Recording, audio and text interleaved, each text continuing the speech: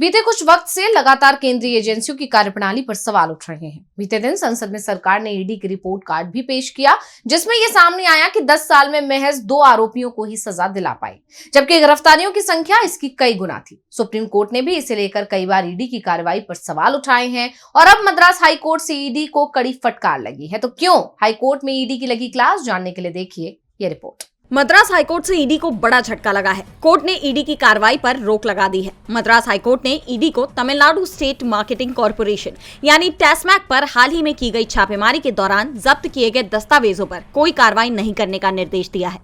Court Tamil Nadu सरकार और टैस्मैक की याचिका पर सुनवाई कर रहा था जब उसका ये फैसला आया। दरअसल टैस्मैक तमिलनाडु सरकार के स्वामित्व वाली एक कंपनी है जो राज्य में मादक पेय पदार्थों की थोक और खुदरा बिक्री पर एकाधिकार रखती है।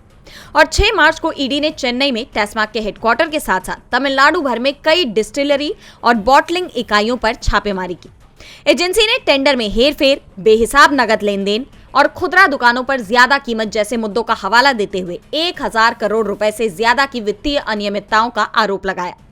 ईडी की इस छापेमारी के खिलाफ राज्य और टैस्मैक ने संयुक्त रूप से हाईकोर्ट का दरवाजा खटखटाया। उनका तर्क है कि छापेमारी शुरू करने से पहले ईडी को राज्य सरकार से इजाजत लेनी चाहिए थी। कोर्ट में सरकार की तरफ से पेश वकील ने दलील दी कि ईडी की ये कार्रवाई उसके अधिकार का दुरुपयोग है।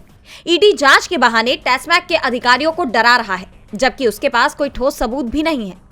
उन्होंने दावा किया कि केवल ईडी के निदेशक या उप निदेशक के पास ही इस तरह की छापेमारी करने का कानूनी अधिकार है। वहीं ईडी ने बताया कि ये कार्रवाई तमिलनाडु में भ्रष्टाचार निवारण अधिनियम के तहत दर्ज कई मामलों पर आधारित थी। हालांकि कोर्ट में ईडी ये साबित करने में असमर्थ था कि कौन से दस्तावेज जब्त किए गए थे।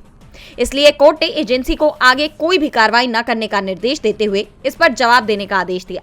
मामले की सुनवाई 25 मार्च को होगी। डीवी लाइव की रिपोर्ट।